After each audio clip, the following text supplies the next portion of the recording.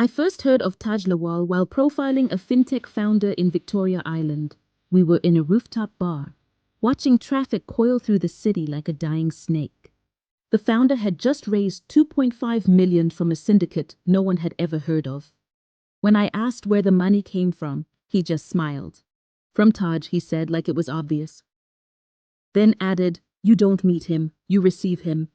At first I assumed it was a ghost investor. One of those offshore portfolios with a name that sounds like a perfume brand, Cypher Tech Capital. But then I started pulling threads, and I found the same mark again and again. Clean capital, no interviews, no visible founder. But wherever the name Cypher appeared, companies flourished. Products launched, markets shifted, and Taj, if that was his real name, remained invisible. His influence was never loud. It was architectural. Every startup in his orbit had a familiar symmetry. Sleek UI, calm color palettes, tight copy. Their decks read like philosophy texts, not pitch slides. And the founders? They weren't hustlers. They were monks. Measured, focused, oddly detached from the performative chaos of Lagos tech.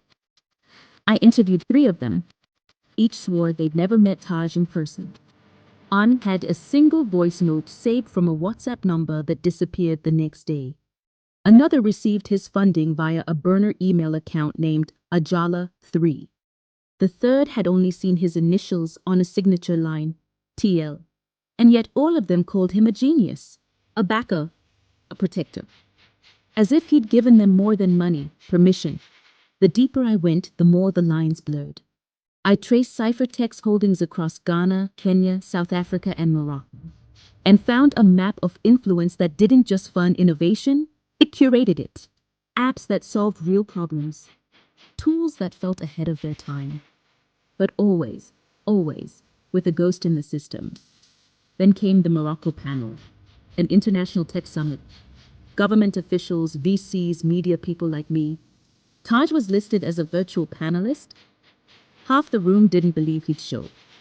And then he did. A live feed? Just a silhouette. You could see the shape of his jaw, the tilt of his head.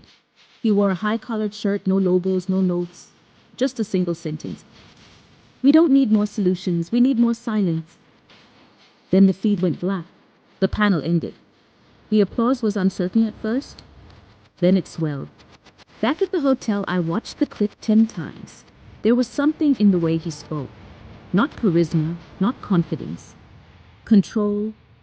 He wasn't trying to impress anyone. He was delivering instruction. And we listened. That night I started mapping his web. His domains, his shell companies, his product launches. And something terrifying became clear. Taj wasn't funding ideas. He was engineering belief systems.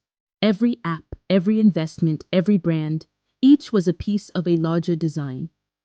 A way to guide behavior. To test trust. To shape the future through tools that felt too subtle to fear. And in Lagos, a city built on noise, that silence made him untouchable. I had profiled billionaires. I had uncovered scammers. But I had never seen someone build power this cleanly. No headlines. No scandals. No fingerprints.